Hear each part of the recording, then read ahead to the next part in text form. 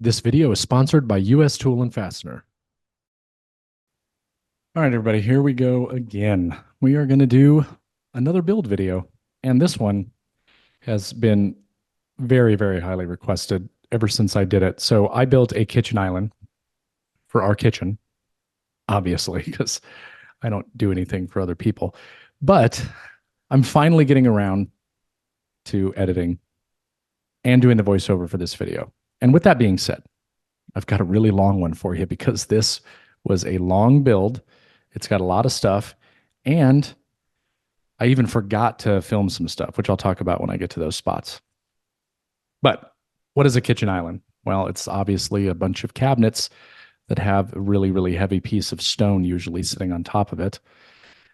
Or sometimes wood, butcher block, but we're going to be using stone. More on that in the future. But I'm building all my boxes out of 5x5 Baltic birch because it's stable and because I can use my sliding table saw to cut everything down like you just saw. And that is pretty awesome.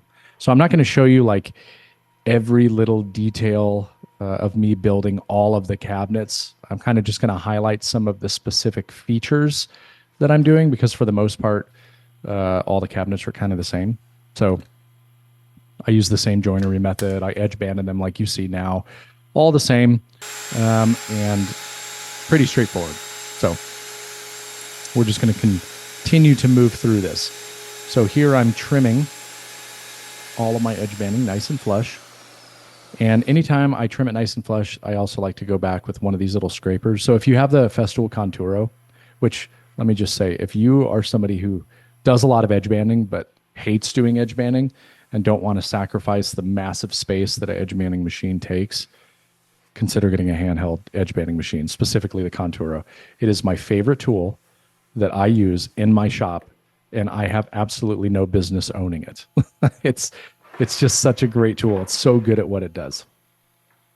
But once I got everything edge banded, I decided to start laying out my marks for dominoes.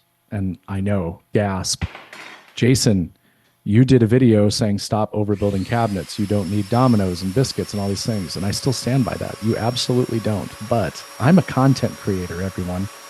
And so if I did the same thing in every single video, the videos would get pretty boring. So as a result, I decided to use dominoes on this.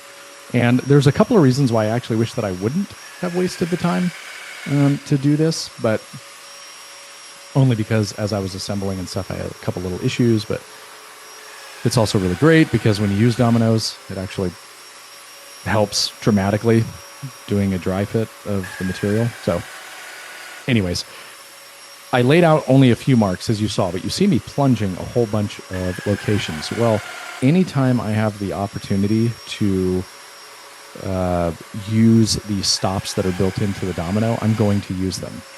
And by doing that, it alleviates the need for you to have to sit there and mark everything because you're using the same known spot every single time, regardless.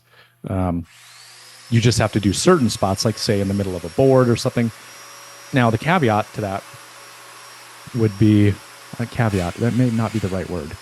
An alternative to that, or the reason for that, or another option is if you use the flag stops that you can get with the domino. I think they come with the domino, no matter what set you buy. I might be wrong on that one. But I just don't use them very much because then, you got to put these things on, you got to set them. It's just as easy just to mark real quick where I want to lay out any of my domino locations. And for those of you that are wondering, that suction device that I have holding the board, first of all, it's like one of the best tools ever. Unfortunately, Festool discontinued it. It's called the Vaxis. You can still find them on eBay from time to time, but you're going to pay top dollar for it because now that they discontinued it, everybody wants it. Imagine that. So it's just such a useful tool. But I get asked every single time it's in one of these videos. I actually have a video about it. It's one of my older videos. All right, so moving on. I got all the joinery knocked out. Everything's cut. 7 billion dominoes. Well, now I'm going to use the LR32 system to plunge the hole locations for my drawer slides. Now, if you want, like as you're watching me do this cabinet stuff, I have like entire series dedicated to cabinetry, and I have probably 20 different ways of showing you of doing different things, and there's going to be a lot more coming in the future. But you can watch those videos, right, where I talk specifically. But the reason why I like to use the LR32 for the drawer slide locations is because it makes installing the drawer slides a million times easier. And not just easier, but you have more flexibility. So what I could have done, you saw me, I plunged every single hole there. What I could have done would have been only plunge the locations where I want the slides. However, this just gives me the adjustability to move them around if need be. If I ever want to change the drawer box size, and then I don't have to worry about like trying to get spacers and line everything up. It's all aligned perfectly. So it really helps. And you'll see how much it helps once I install the drawer slides. Now, as I mentioned, I did use dominoes for the assembly of this. And I guess what? I actually used glue, everybody. I used glue and dominoes, which is completely against my You're Overbuilding Cabinets video, where I only used screws and narrow crown staples and no glue at all. Both ways work, right? There's 50 different ways that you can build a cabinet. So let me just make that clear for all of you that are going to tell me how much of a waste it was for me to do that. It's content, people. Content. All right, so here I am clamping down just temporarily, really just to get everything in place, because now, even though I used dominoes and I used glue, because I want to set these things off to the side and I don't want to fuss with a bunch of clamps, having to maneuver those around, I'm now using the narrow crown stapler and I'm just pinning everything together. So the narrow crown staples are actually just acting as my clamps. And see, I can remove the clamp here and finish putting in my staples. That's it. Super easy. Now, those ones that you just saw me assembling, those were actually the ones that hold the drawer slides. Or I also have a pull-out trash can within this kitchen island. These cabinets that you see me assembling now are for the side that has cabinet doors, because it's going to have some push-to-open trays. And there's two things that I did with these cabinets, and I'll explain why. The first one is I cut a rabbet in the back of all of these different pieces, because I'm going to put a 1/2-inch piece of Baltic birch as the backer, and I'll explain why. As far as the rest of the construction, it's all the same. The other thing that I did is I added a permanent shelf. And, oh, there I am sticking my tongue out. My son gets that from me. I don't know why. It's like I'm the Michael Jordan of woodworking, except not as good. But anyways, I put not a removable, I just said permanent shelf in the center. And I'm banging it in here, and hopefully it doesn't break, which, speaking of breaking, see what happened there on the left? See that little shard of wood? Oh, yep. That's because I wasn't lined up with the domino, and I also ended up grabbing a 50 millimeter long domino instead of a 40 here. And when I put it all together, it punched through the wood. But it's a simple fix. You'll see here in just a moment. Anyways, the adjustable shelf, you'll notice it's not centered. Well, it's because I want the push-to-open tray on the bottom to have more space than the one on the top. Why would you do that? Well, because you can put bigger things on the bottom than you can the top. Going back to what I was talking about, fixing that problem. Well, that's me nailing down the spot that just burst off. But again, it doesn't matter because it's going to be covered with an end panel. Which, for those of you that have been asking all of the time, what would you do if the cabinets are exposed? How would you cover it? You're going to see what I do in this video. Right here, all I'm doing, again, applying some crown staples to the center of that board just to act as clamps, and then taking some time beforehand to clean some of the glue squeeze out. And I did use, if I remember correctly, I used Tite Bond 3, and I wish that I would have used Tite Bond Quick and Thick because it dries clear and it's a lot more easy to clean up, and you don't really see as much. It doesn't discolor the wood or anything. But anyway, that's a whole other story. Okay, here I am putting the panel in the back. Now, there is something that I want to bring to your attention because this was a mistake that I made. If you can see, I purposely left a little bit of space. There's probably like 2 millimeters all the way around. But I ended up not going as deep as I needed, and I don't think I ever checked it. So it actually protruded about a millimeter or two, and that actually did make a difference in the full assembly of this. So note to self, always check your depth, and if anything, go deeper than shallower, because if everything was supposed to line up perfectly, now you'll have a problem. But it's okay. Ended up good. Now, what I'm doing here is I am cutting long strips because now I'm going to start assembling the toe kick. And guess what, everybody? That's yet another video that I have on how I go about leveling cabinets, because everyone always wants to know, well, you didn't cut in your toe kicks. Yeah, because I'm not a psychopath. I make a separate base that I only have to level once, and then I put my cabinets on top of it.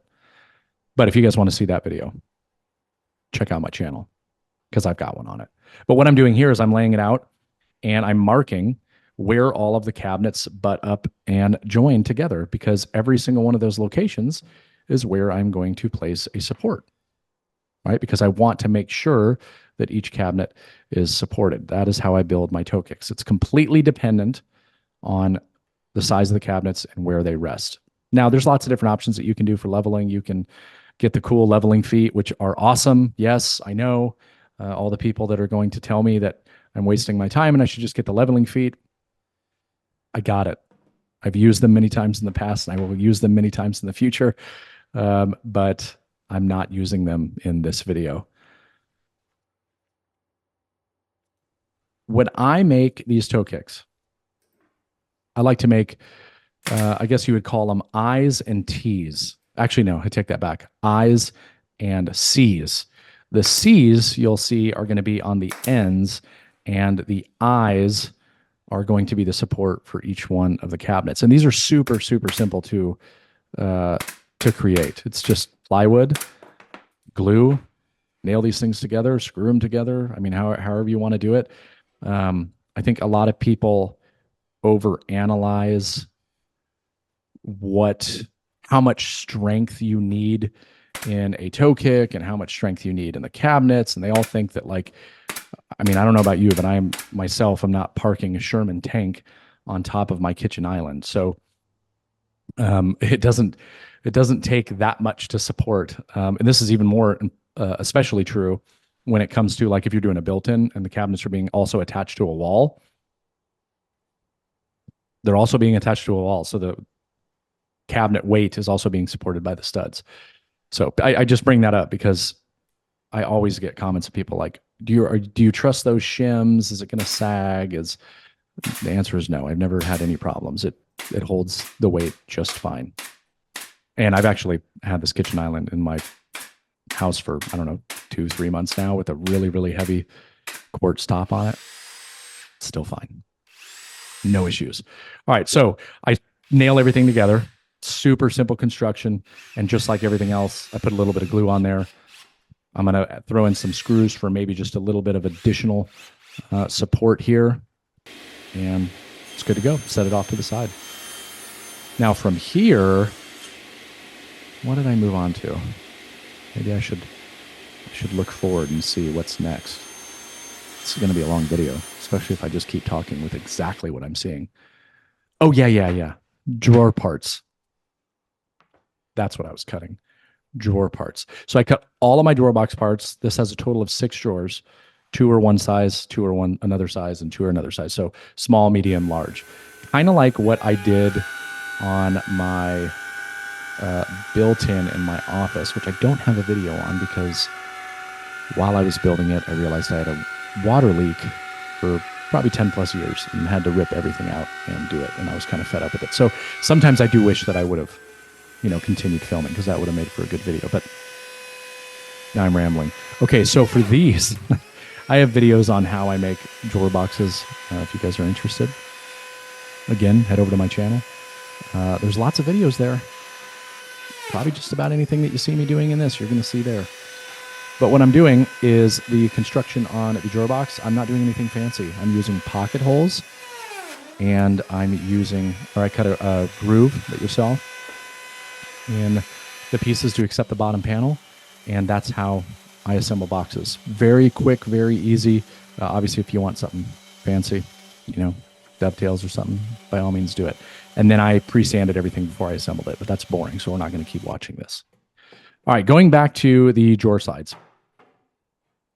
I didn't actually get any footage of me putting the drawer boxes together, but I did get some footage of these drawer slides. Now, these are the Salice F70 drawer slides.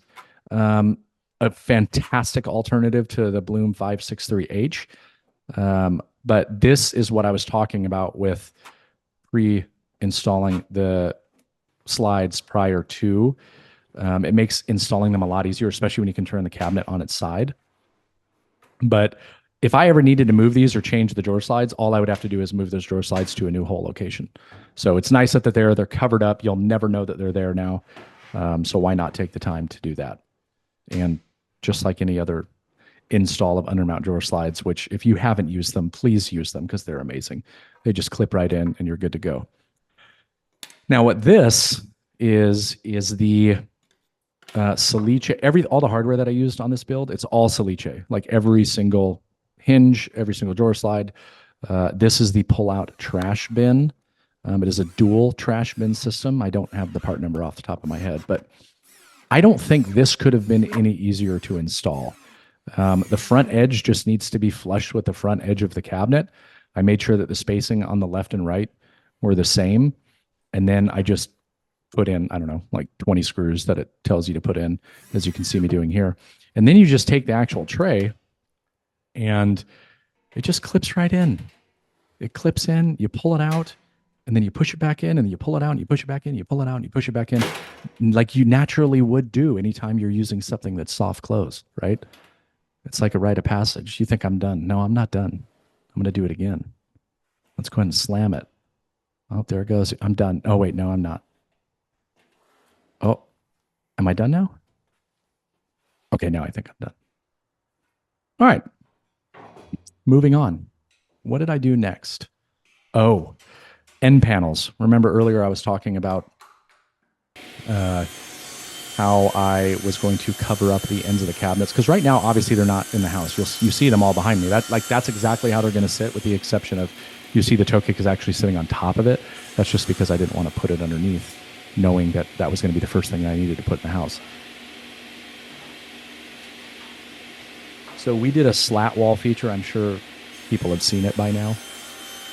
All the cool slat wall posts that people are doing, it seems like it's all the rage. Well, we loved it. And because we did that in the office, my wife had this idea. She's like, well, why don't we do it on the kitchen island? So I was like, yeah, let's do it, because then it kind of merges the kitchen island to the office and then other places, in the future.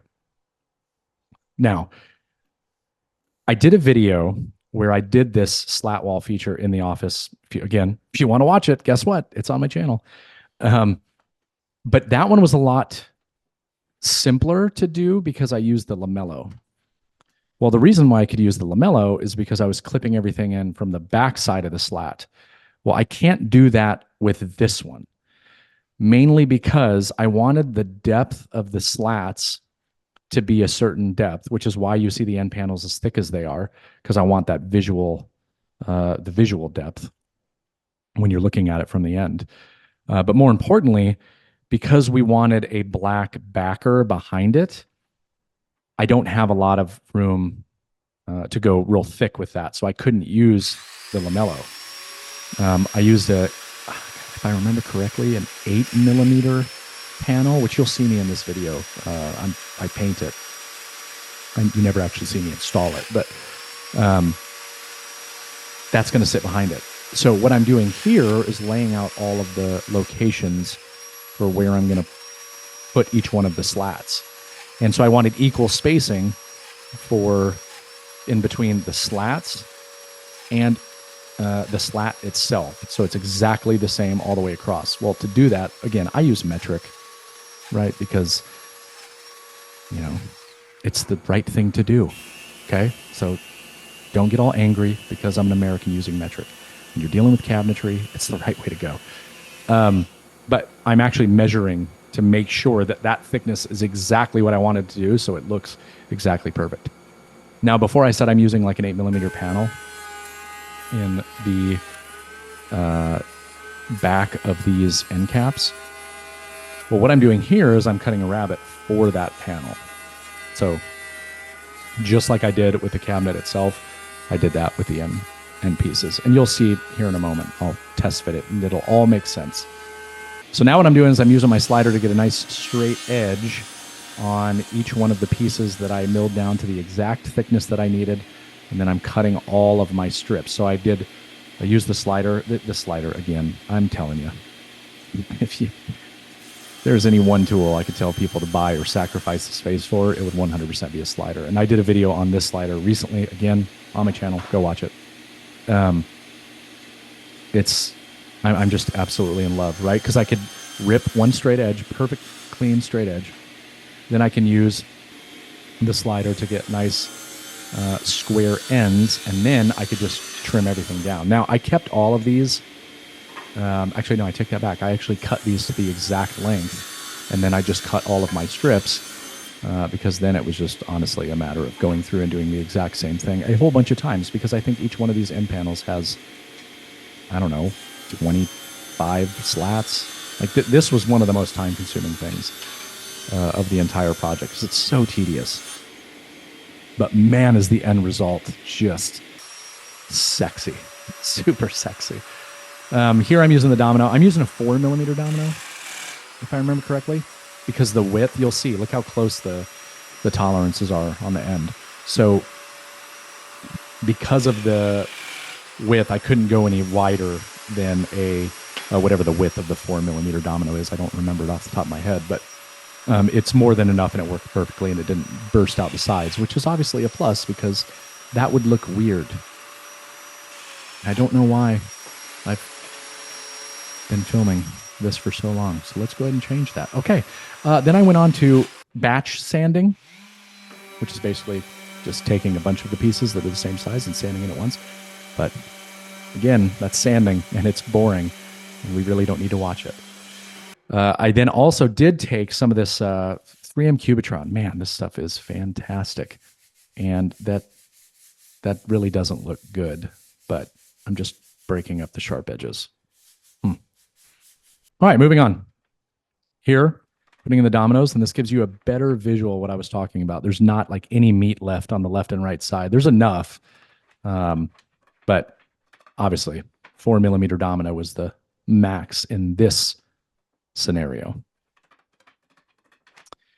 All right, now here, going back, this is what I was saying earlier, tight bond, quick and thick. This stuff is great. If you have like a stressful glue up, I wouldn't recommend it just because it sets pretty quickly. But when I'm working with white oak, especially white oak, it's so great because it dries like crystal clear.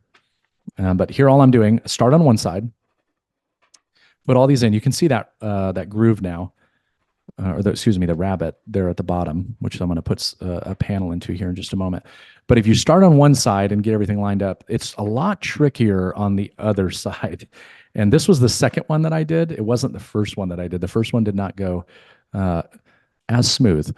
But then I figured out I was just being dumb, and I can just take my time and get everything relatively close, lined up, and kind of just, ease my way on as I go. And once we get everything in there like that, okay, now we got to pull it all together. So I'm using these clamps, and I'm just pulling everything tight. Now you're going to see the end panel go up like it is right there, and you're going to be like, you're over clamping it, and it's bending. You're right. It absolutely is. But this is not the actual glue up. This is only to get everything together nice and tight, make sure that all of my seams are clean. And they are. Once they are, well, then I can go ahead and assemble the rest of it by first getting the two end pieces on. Now, the reason why you got to pull them together is because everything rides on lining up with these. Now, I did give myself a little bit of wiggle room. I used the tight setting on the vertical portions and the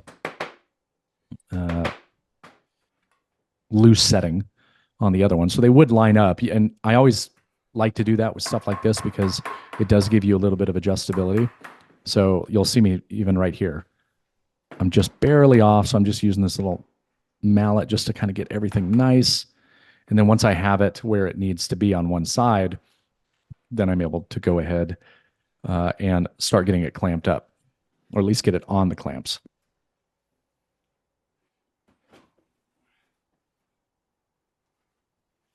So off camera, I put the rest of the clamps on, as you can see, but look at that. Look how sweet that looks. This looks so cool. Perfectly even spacing. Now, again, it's not going to be visible all the way through, right? Because I'm trying to cover up the ends of the cabinets. But that's where those panels are going to come into play. So what I did, again, quick and thick, dries like crazy fast. You don't need a lot of clamping time. So I set those off to the side. And then I went over and I cut these panels out of that 8 millimeter Baltic birch. I think I used Baltic birch. Yeah. And then I could unclamp those pieces and I could slide it in just like this. And look how that fits. Almost like I know what I'm doing. Almost. And then I sanded. And as usual, sanding is boring, so we're not going to keep watching it. All right, so let's talk about finish. Before I said I wanted to paint these, I say black. It's actually not black. It's a color from Sherwin-Williams. It's not, iron ore.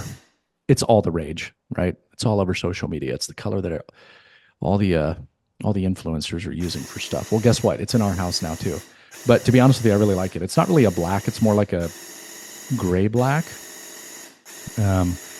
But this is the backer behind the slats, and it just looks super clean. And I'm using the Graco Ultimate Quick Shot. Such a great airless sprayer. And you won't believe this, but I actually have a video on my YouTube channel about it if you guys want to check it out. But it's great. Just spray everything in place. And here I am again, sanding. Let's move on. All right, like I do with just about everything that I build, I use one of these 1/8" roundover bits. This is from Bits.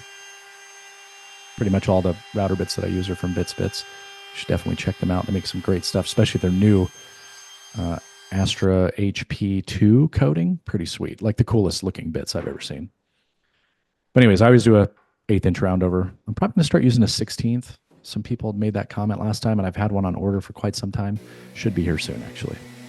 But anyways, I put the cabinet up on the assembly table, and guess what? I sanded it again. Moving on.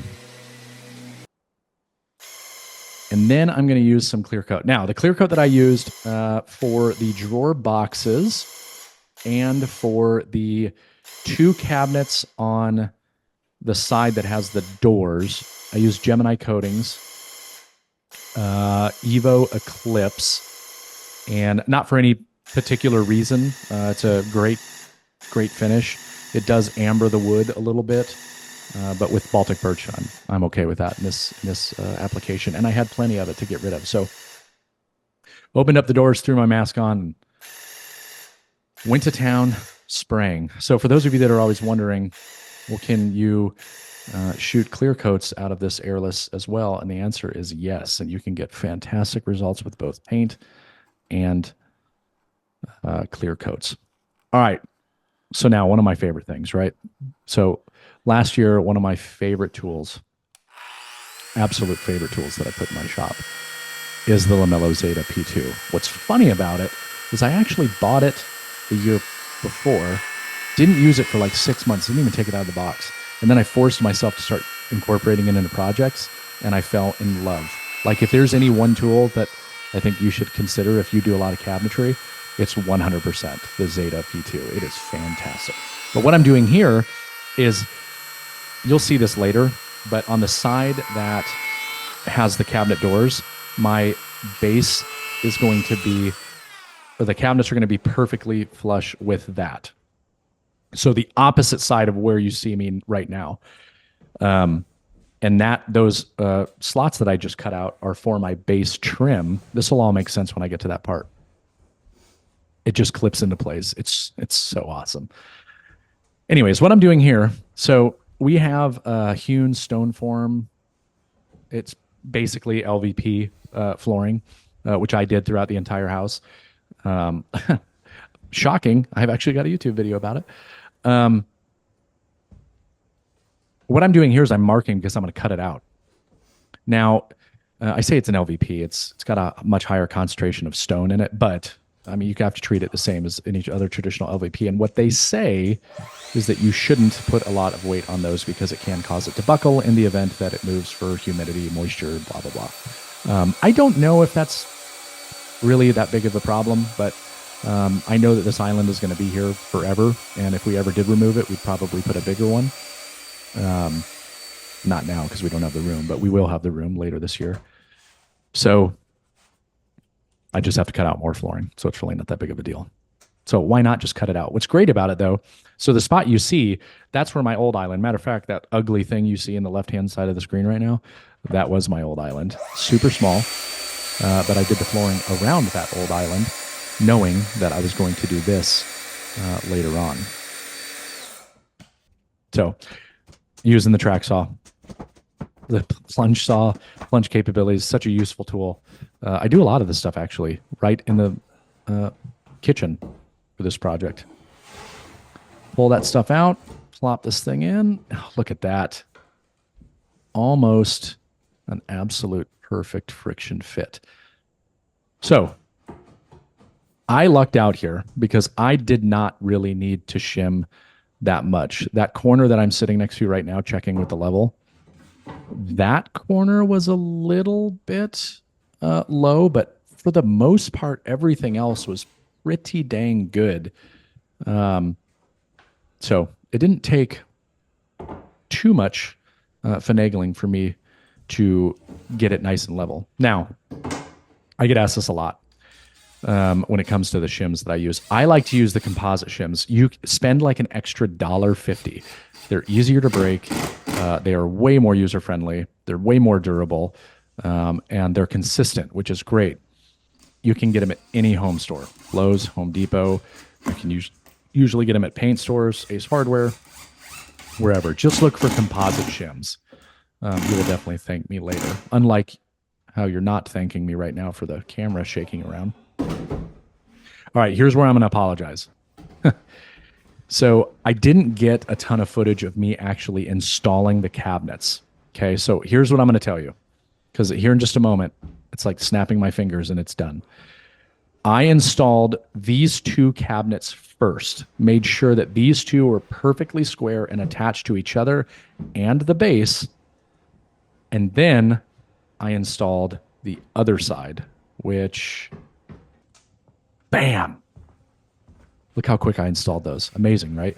So I apologize. I actually realized that I wasn't filming during that part. So once I did the one side, I literally could just put the cabinets in place and attach those cabinets to the two that I already had in place through that backer that I installed. And then I just drilled them down straight into the island itself, and everything lined up perfectly. Now, if you look right now in the bottom left-hand corner of your screen, you'll see that the back side is perfectly flush and the front side has a toe kick. That's because the side that I'm standing on right now is the side that we normally work at and cut everything on. And I'm actually not even convinced that toe kicks are necessary. It's like, who stands with their toes underneath a counter? I don't know. All right, moving on. So now we are putting the end panels in place. Okay, so I'm dragging a little bit there trying to figure out what exactly I was doing. But what I'm doing here is I'm attaching it to the end. This sits on top of the flooring. And because of that, I need to cut some off, meaning I need to scribe it. So you'll see here it's proud. So what I'm doing is using these spacer blocks, which if you don't have spacer blocks or setup blocks, do yourself a favor and get them. These are eye gauging. They're really cheap. I have a metric and an imperial set. This is the imperial set, I think, because it's blue. Man, these things have so many uses. But what I'm doing now is I'm checking to see what the protrusion is at the top, because whatever that protrusion is at the top is what I need to do at the bottom. So if I can set that evenly all the way across using one of these spacers, I can then tape the bottom of this And once I tape it, I can use that exact spacer and this cool little marking knife that's got I mean, like most marking knives, has a flat side to it. But all I'm going to do here is take that spacer, take my marking knife, run it across the bottom real quick, just like this. And yeah, screw up and have to go back. And again, screw up and have to go back. Real easy, right? And then all the way to the end. Now, once that's done, I can remove my clamp. Doesn't matter if the thing falls down. We wanted it to all be level and even with the cabinet. And then guess what? You can cut this thing right in place. Now, normally if I'm doing something where I'm scribing it to the ground, in a lot of cases, I would do a back bevel. The reason why I'm not doing a back bevel here, one, it's not a huge difference that I have to, or not a huge thing that I have to cut off. You're going to see that here in a minute as I pull the tape off. But more importantly, look how thick the end panel is. So if I did a back bevel and you were looking at it from the side, you would see that bevel on the end, which is why I'm not doing it. But again, in this application, it's really quite unnecessary. Yeah, I didn't need to. So yeah, look at that. See that little strip? So it's great. Now I know I just need to cut right along that line. And to do that, you guessed it, I'm going to use the trusty track saw. And I'm going to do it right in place. Now, once I get everything set, take my track saw, just cut everything in one pass. I want to say this was 1 3/4 thick. So I just take my time, cut it. Once everything's cut, go ahead and remove that tape and check to make sure that everything lines up great. So what I obviously am looking for here is now it should be flush at the top. And as you can see, nice and flush. Close everything up. And I'm putting it in place now because I need the protrusion on each end to be the same. And then the way that I'm actually attaching these panels, because one, I know I need to take them off again because I have a cool feature that I'm going to be adding to it here in just a minute. But I'm using threaded inserts, and the bolts for the threaded inserts actually go from the inside through, and in all the locations, they're hidden. If it's on the door side, they're hidden behind the hinges, and on this side, obviously they're hidden because you'll never see the inside of the cabinet. So a good use for the threaded inserts, holds them nice and tight and does give you the ability to have them be removable in the future and not have to sit there and drill a bunch of screws into the back side of it. And this was important for me because I knew I was going to be putting it on and taking it off, putting it on, taking it off, all the way up until I had the top installed. Speaking of the top, check out this fancy temporary top.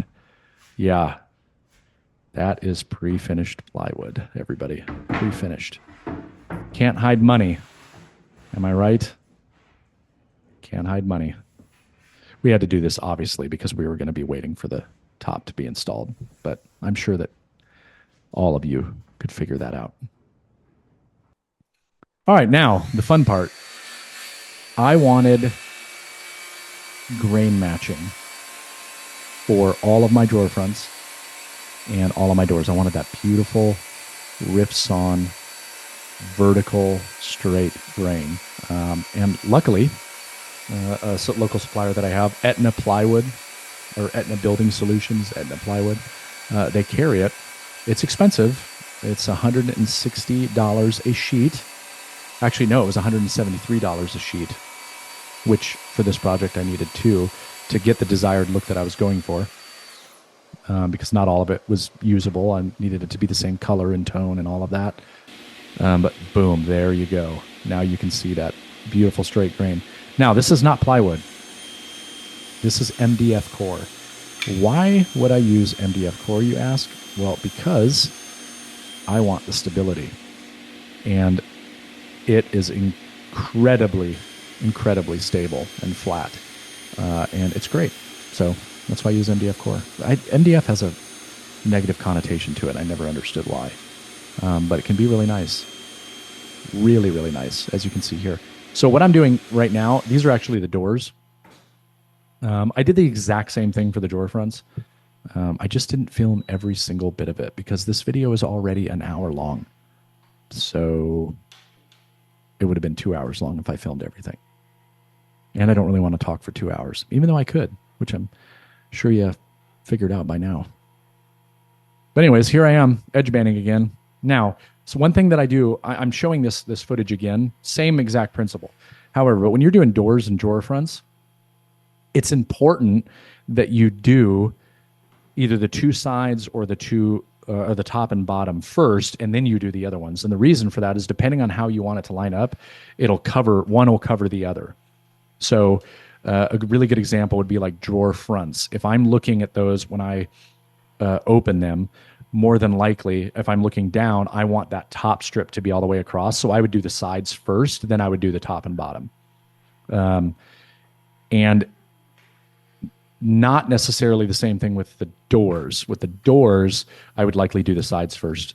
The top and bottom first, then the sides. So it just all depends. It all depends on personal preference, what you want to look at.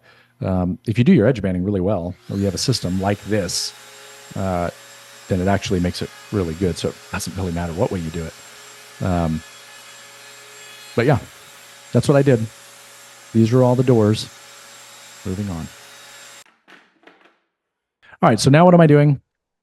I'm laying out my hinges, right? So I know I want a 2mm reveal from the top and bottom. And this is why I don't do this step until after I edge band, because that's 1mm edge banding. So you have to count for that, right? If I want a 2mm reveal, and I know that my hinge plates on my cabinets are 100mm down, that means I need to go 98 from each end to make sure that those line up. And guess what, guys? I'm not using anything super fancy for this. I'm just using the good old Craig jig. And actually, that dust extraction device that you see there is not standard. My good friend Al with Rab Tools actually 3D prints that. And guess what? It works really well because there was absolutely no shavings left. And that's fantastic. Otherwise, that thing just gets buried with shavings. But this is a great jig. Matter of fact, I'm probably going to get rid of my drill press just because I have so many ways of doing this task. And to be quite honest with you, that's literally the only reason I use my drill press anymore. All right, so before I said I used all Salice hardware, the same thing goes. These are soft close Salice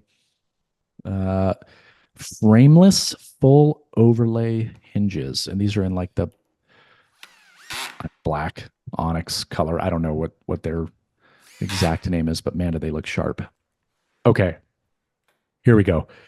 Now, this is probably my favorite feature about the entire island. And we put a lot of really cool things into this. But what I'm doing now is I'm using a product called Flush Tech. I think that's the product name. But anyways, the company is Flush Tech.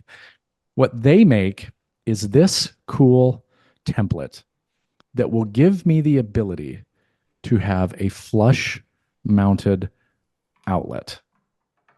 And not only is it a flush mounted outlet, but it also has a Riffson white oak veneer over the plate.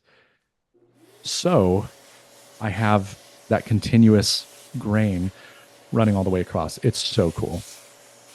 Wait till you see it, but it's super easy to use. The way it works, right? You put it on whatever piece, and I have to do it a little bit different here. You'll see that in a second because this is so thick that the template bit that they send with this doesn't actually go all the way through the material, but that's fine. And you line up wherever your markings are, right? Wherever you want this thing to be, and you clamp this thing in place. You drill a pilot hole, a starter hole, and you'll cut out half of it as you see there. And then I take that template and I flip it around to give me the ability to do the exact same thing on the other side. So it joins the two sides. And as soon as I get done cutting this out here, you're going to see in just a moment what it looks like. Maybe in just a moment. Okay, I think now. Yep, clean it up. Now you see that pilot hole? So now what I'm going to do is I'm going to use that little template that I put in there, and that's now going to cut out where the box is going to go. So the first part was to cut out the recess that I need to get it flush mounted.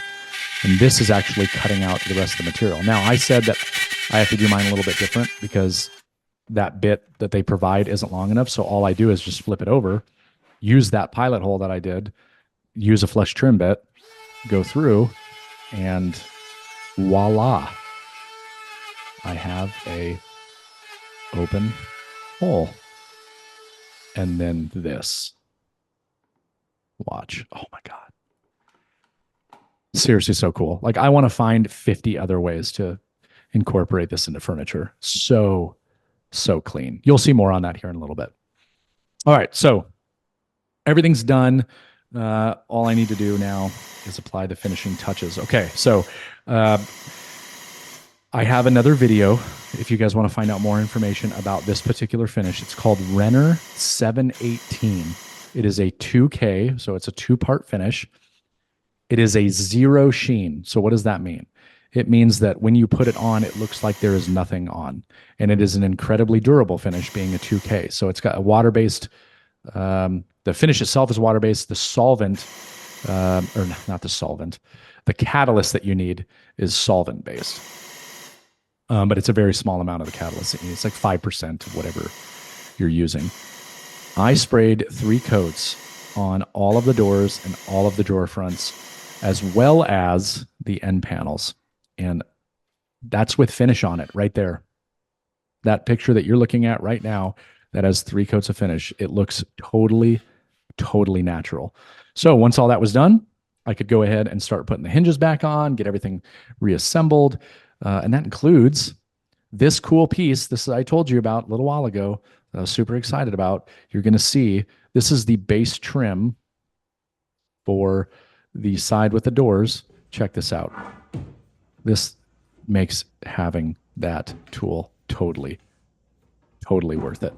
I just wanted to make sure first that it fits. That's why I didn't put in the things. So I actually needed the prongs to like go into those holes just to make sure that everything lined up. And it did. So once I did that, I can put in my receiving clips. Man, this tool is so cool. And watch this. This thing just pops right into place. Now, it does require a little bit of math and forethought and planning, to make sure that you lay out all of your marks exactly the same, but check that out. Done. Base trim installed. Fantastic. So, once I got the base trim installed, I'll go ahead and get the doors back in. Now, yeah, we probably don't need to watch a whole bunch of this because honestly, I'm just installing some doors and they're all going to be pretty much exactly the same. So yeah, we're going to go ahead and move forward.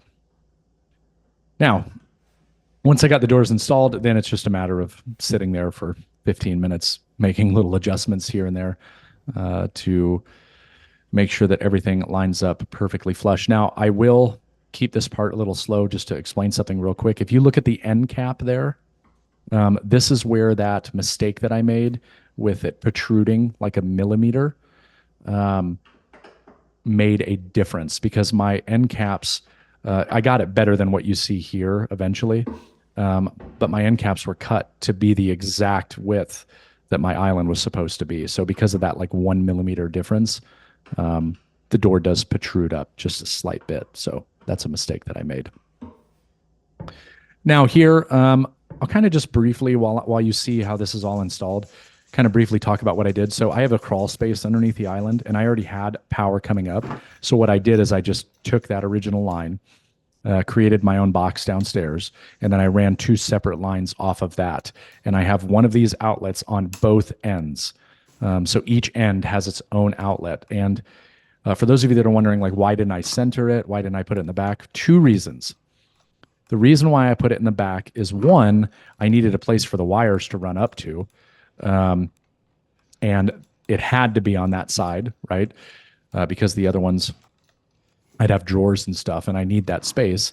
But more importantly, everything that we're going to plug into that is stored in those doors on the other side. So the idea was we open up the doors, push the push to open tray, which you're going to see here in a minute, and just plop it on the corner of that workspace, and it not be in the way, but we're still using it.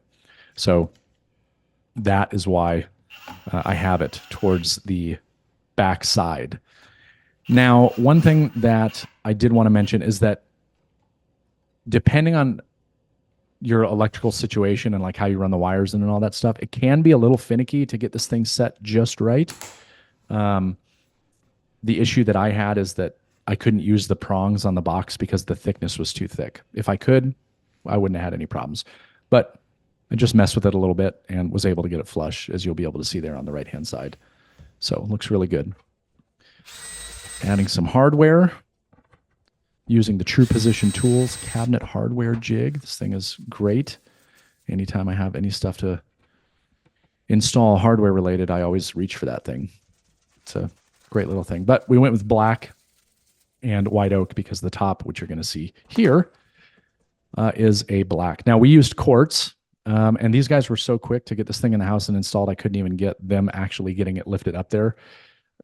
They were fantastic, local company, Kitchen Masters, I believe. So if you're in the Brownsburg, Indiana area, check them out. But they were wonderful. But yeah, the install went really fast. Put that thing on there, cleaned it off, and then they just went around with some silicone and siliconed it in place. And we've had absolutely no issues with it since. There you can see the pull-out trash bins. There's 2 of them total. But yeah, okay. I guess you probably at this point don't need to continue watching him do this. But it looks good, doesn't it? Moving on. All right, finally, the last thing that I needed to install, last thing, was these pushed open trays. Now, these are the Salice F70 shelf slides. They are specifically for this reason. Install them, push them, they pop out, they have a little magnetic catch, they stop. Really nice. And they work very well. And they're easy to adjust, as you can see me doing here. So, there it is. That's the island. Now for some beauty shots. So this was a really fun project to do, obviously. A lot of things happen, and there are some things that I skipped out on and missed out. So all I would say is that, if there's anything that you saw in this video that you're curious about, like, check out my channel, because I very likely have a video on something that I covered on this channel. So anyways, hope everybody enjoyed it. Thanks for watching.